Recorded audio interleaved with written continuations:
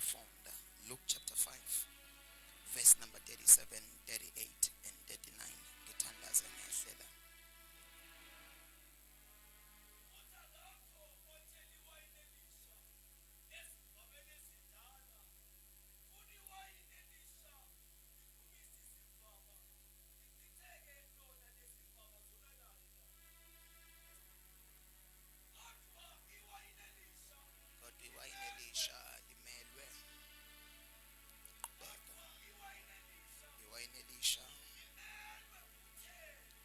Elisha limele ukuthelwa ezimfabeni. Yebo. Yes. Naw akekho ke othaphuziwa yini ethaphuziwa yini elidala anda umyeni wethu. As a church ngicela ngizwe ke manje bafowethu ngenani ngoba ngizokhuluma kanje nani ngehlela ukuthi as a church mfowethu uzakhele as a church sibe nabantu babukhumalo abebekhona phakathi kwethu benamazwi amahle kanti umyeni uthando lwakhe abasenalo. Sinabo bayahlabelela ngomyeni kodwa uthando lomyeni alisekho. Sinabo bayashumayela ngayo umyeni kodwa uthando lomyeni alisekho. Sinabo bayahlala ecaweni kodwa kumthandwa yena umyeni wethu akusekho.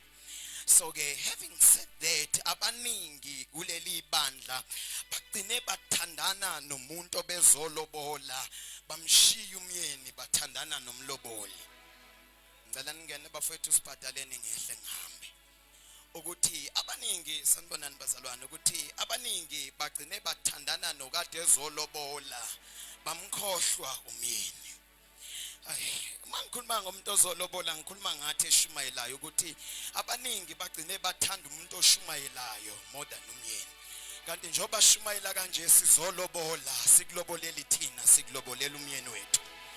So ke manje kubalekile ukuthi noma uzama ukusithanda kodwa ungasithandi ngaphezulu komyeni wethu. Khona indoda eyathi nendodana yayisithi indodana yami kufuneka ithole umakoti.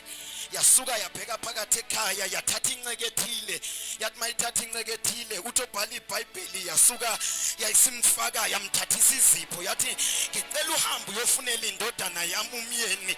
Yahamba indoda iphethe izipho iyofuna umyeni kodwa noma lezi izipho iphethe iyazi ukuthi akusona ezami ezomyeni ukuyolobola umakoti ukuze ngibuye nomakoti kumyeni. Nawe ngifuna ukumemezela ebandleni ukuthi nalezi izipho esinazo bafethu akusona ezethu ezikamyeni asinikeze zona ukuthi sizolobola ibandla lakhe ngazo. Le mic kodwa sizolobola.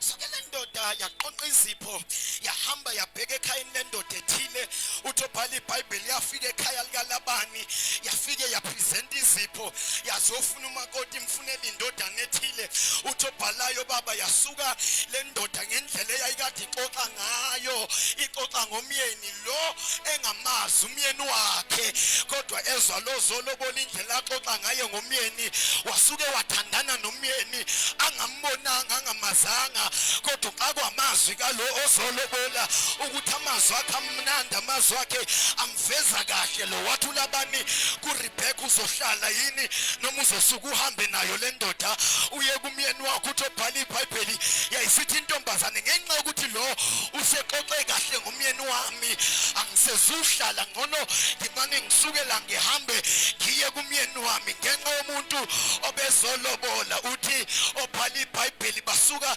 intombazane yaqoqa ikhwama zayo yasuka yagibela amakamela yathatha nezincikazi zayo yahamba. Ithi mayihamba zakhela ithi yobona umyeni wayo emthandi ingambonanga kodwa imthande ngenxa yamazwi. Le mic yami kodwa bafethu imthande ngenxa yamazwi umuntu obezolobola. Uthobhala iBhayibheli bazalwane bami yasuka intombazane yahamba lo mabehambe endleleni uhamba uyaxoxa ngomyeni kalo uthi ngitshele ngomyeni wakho ukuthi umyeni wakho uneqiniso yena umyeni wakho muhle umyeni wakho unothando umyeni wakho izono zakhe akayibali uyilahla njengokuhlukana kwempumalanga nentshonalanga. Uxoxela umakoti uxoxa ngomyeni umakoti angakambonanga amazi lo wathandana nomuntu angambonanga wayesethi ngcono ngishiye yonke into yami ngilandele lo oxoxo ngaye ngoba ngiyamuzwa lo indlela akhuluma ngayo. Mina ngiyacabanga khaya ukuthi endleleni bathi mabehamba wayekethu uyathula lo ikade ezolobola kodwa mfethu xona nongathuli wayekade uyathula baba lo kade ezolobola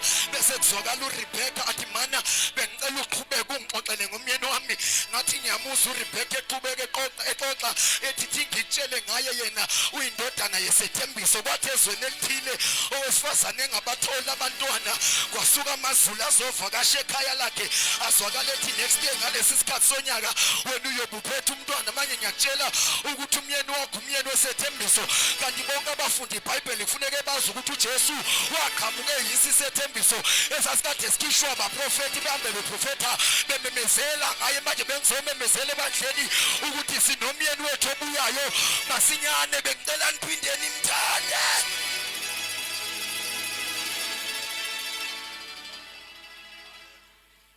Uthi-ke obhala iBhayibheli along the journey waxoxa lo exoxela uRebecca emtshela ngomyeni wakhe athi ngitshela uyintandokazi kuyise lo ufavor amazulu lo uthe behamba emhlabeni izulu libe limfavile ligcwele ngaye amzwanga yini obhala iBhayibheli ethi ngamzonda uIshmayeli ngamzonda uEsawu kodwa ngamthanda lo.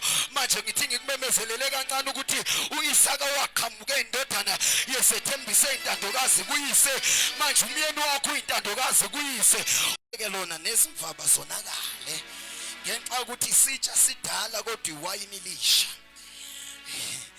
Isitsha sidala sona kodwa iwayini lisha.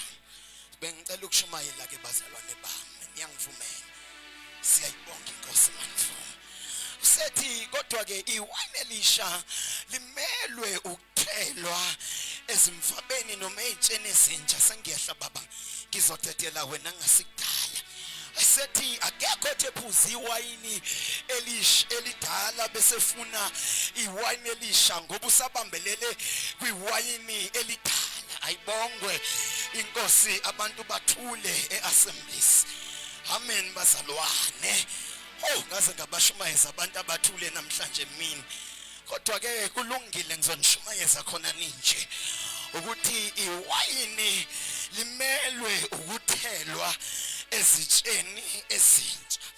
Siphila ebandleni la abaningi abangasenalo iwayini banawo amakhorasi kodwa iwayini lona selaphela bayashumayela kodwa iwayini alisazwakali kubo.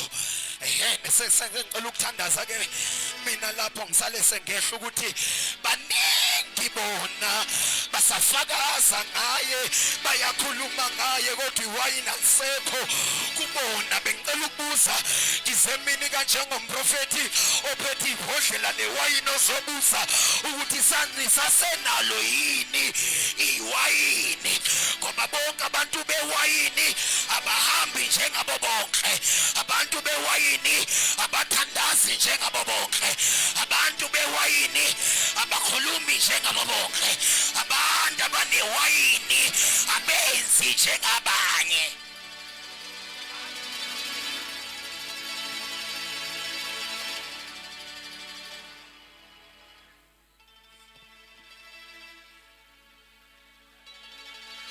Abantu bewayini bafowethu akekho umuntu ongaphuzi iwayini aqeda ngadakwa kodwa ngethu bephuzi iwayini. Angazi mina sikhonza kanjani abantu bengadakiwe phakathi kwethu. Shaya takhamaya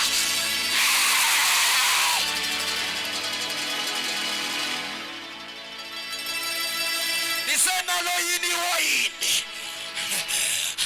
Asikwazi ukhonza nabantu abanganyamalali kodwa sithi iwayini liphakathi kwethu.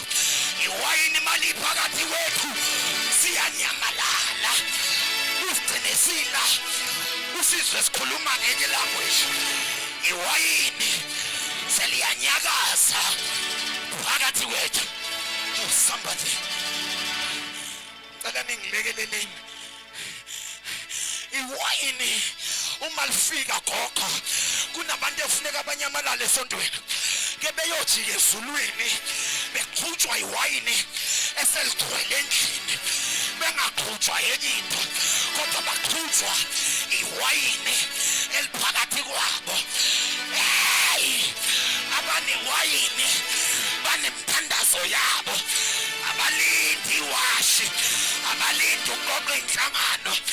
Laba bewayini abavuka ekuseni ngo-3 ubese bekhuluma limrandangasaya epentakanaya nindadeyata epernande nosadeyahaya pariataya kopaya lisaya rimande lendosa balele kodwa ngoba udakwe iwayini awubambeke.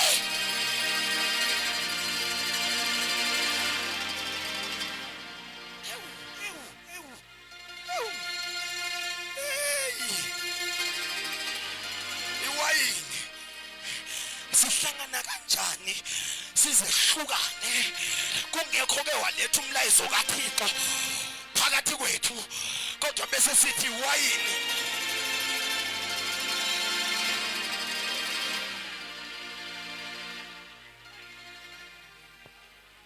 Kanti abaprofetayo abasadakwa nakancane ke beyojika ezulu beyojika ezulwini babuye bathi that says the Lord. Bashone abaprofeta abagqirhayo bese qhuma ugogo ngayo athi nginguNkulunkulu adelive umlayezo ngoba iwayini liyazwakala phakathi kwethu. Iwayini dakwani iwayini.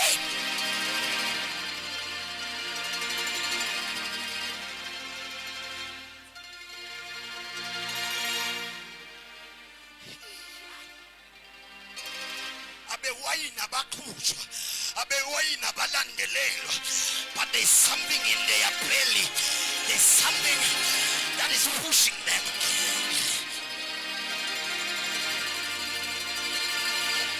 Ngiyafisa ukuyibamba awukambonini wena umuntu odakiwe uthi noma uyathula kodwa azise umlomo esewuvulile.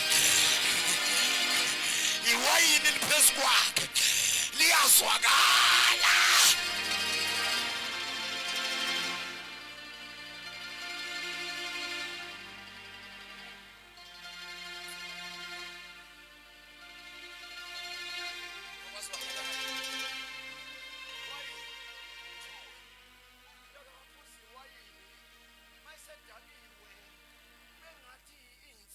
Uyayikhohlwa kanti inkinga iwayini limenza ngabe sakunaka okumlimazayo.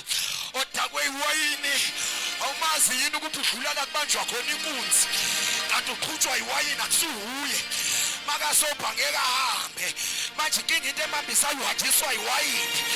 Hey ngicela ukumemezela mina ukuthi mhlasidakwe iwayini singene ekhohlweni likaSathane kuthiwa akekho ongakhulula kodwa iwayini lisifake sikhulule.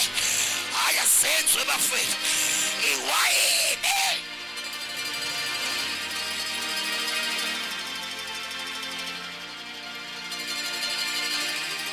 Iwayini. We needed the wine back to the church. Sidinga amakholwa agcwele ngewayini, abashumayelayo abagcwele ngewayini, abahlabelelayo abagcwele ngewayini. Osibonga kagcwele.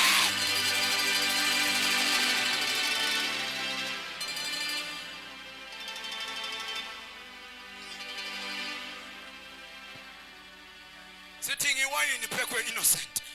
Wayini alibuye. Angizileki nonke ngisekulaba bewayini. Eyikwazi ukudakwa iwayini. Lezi zewayini ifica inkonzo ingahlangene. Kube ngathi khona into ebila phakathi kwabo. Bengaba ukuthi inkonzo ayihlangene. Ubabona bethatha imaki bezoqala inkonzo. Beyihlanganisa inkonzo ihlangane. Abasenza abafuna ukubukwa. Akuyona ipride ukuthi iwayini liphakathi kwabo. Akuyona intando yabo kodwa intando yewayini eliphakathi kwabo. Awu nisenalo yini?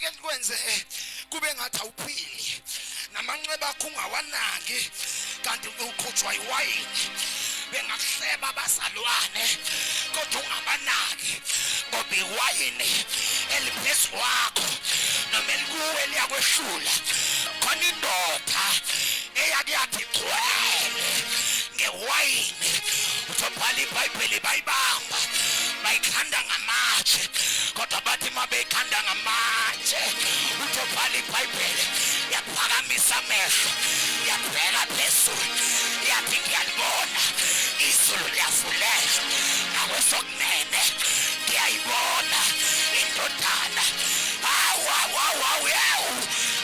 ewu esenada kweyini iwayini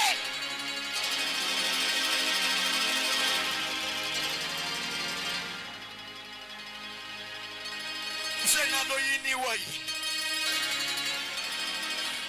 umiwayini lifika livusa imthandazo efile umiwayini lifika livusa amandla afile umiwayini lifika livusa ithemba elafa umiwayini lifika kuba nepondimonia yezipho zikaNkulunkulu ziqhume kungasali nesodwa singafangshini ngoba iwayini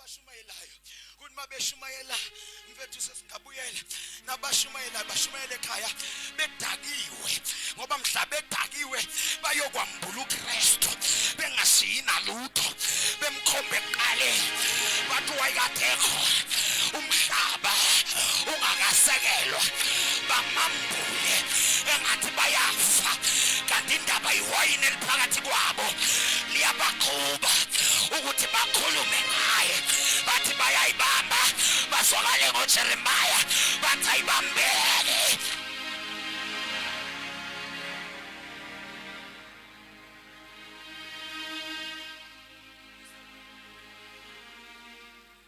sengiyathandaza mina ngisenalo yini iwayini sikhathini ngisenalo yini iwayini ngizaleloko ngicela ngicwaye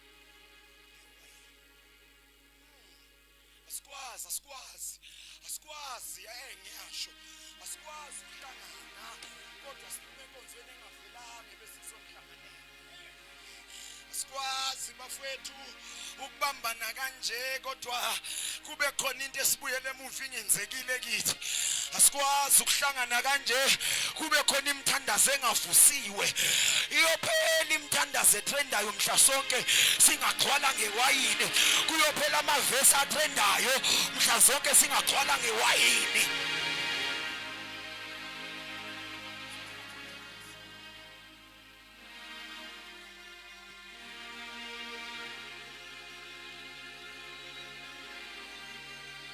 senalo yini iwayini sisakhonza kanje engathi sikhonzeli idayi the day ingashayiwe sizwe ngathi uThixo bengikho esontweni kanti asidakwanga sidakiwe ewu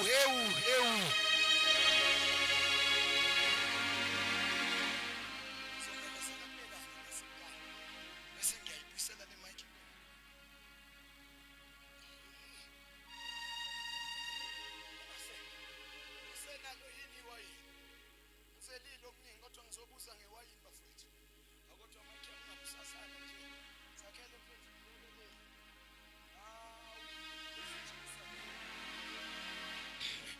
iwayini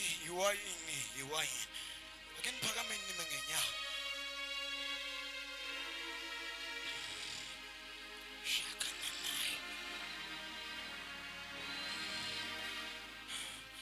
uyalizwa yini iwayini kuwe? Akuvala amehlo phakamise izandla. Sengiyehla manje. Isikhathi sami siphelile.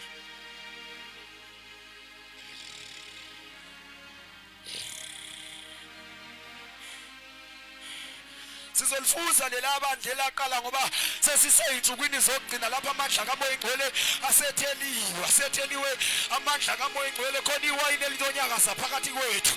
Asikwazi ukuhlangana kodwa iwayini linganyakazi.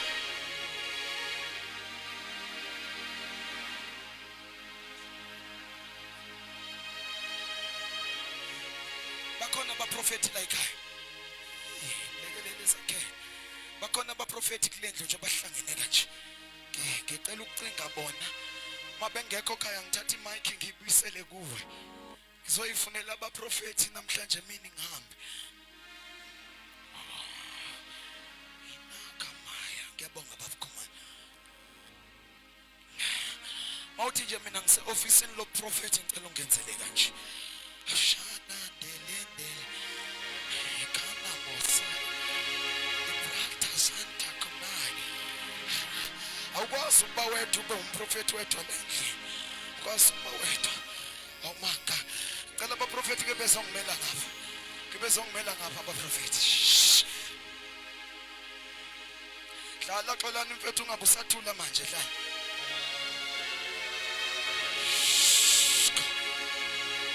Ake nibambana. Bambanani ngezandla zombili. Apha amanxusi othi ngabizelwa inkonzo yokuxusa ngicela ngizele kanje. Sengifuna ukwehla manje ababizelwa inkonzo yokuxusa ngicela yena nabo ke bezongimela ngapha. Othi ngabizelwa inkonzo yokuxusa ngicela uze ngapha ngiyehla manje ngiyehla. Makade uphakamisa isandla uthi ngiyinxusa ngicela uze la. Xolele baba xolele.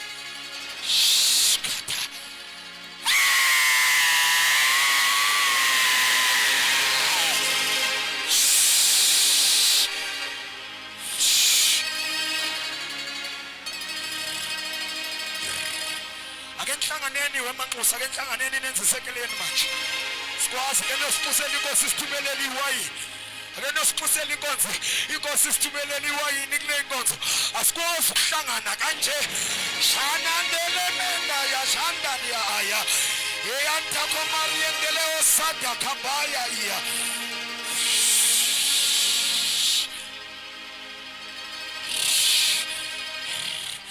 Shandaka. Prophets.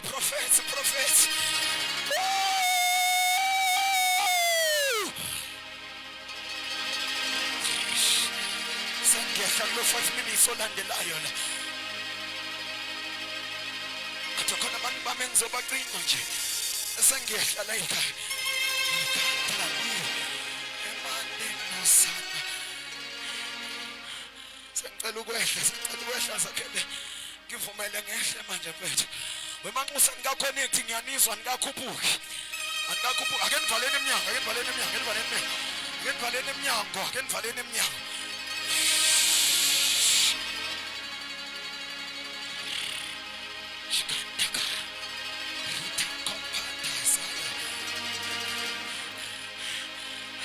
Umuntu ohleli phansi avala amehlo aphakamisa izandla zakhe. Akakavula inhliziyo yakhe axusi.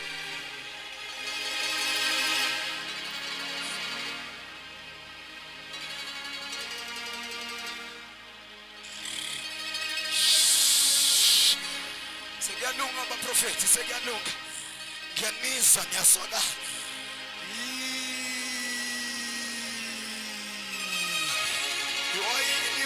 Iwayini lisekhona yini? Uzoyibona nawe lento uthi uzoyilungisa njani ekhaya ngoba imic ngizoyibuyisela kuwe manje. Kodwa uzoyibona ukuthi uyilungisa njani. Abafethu ake nibhekeni iwayini elihle.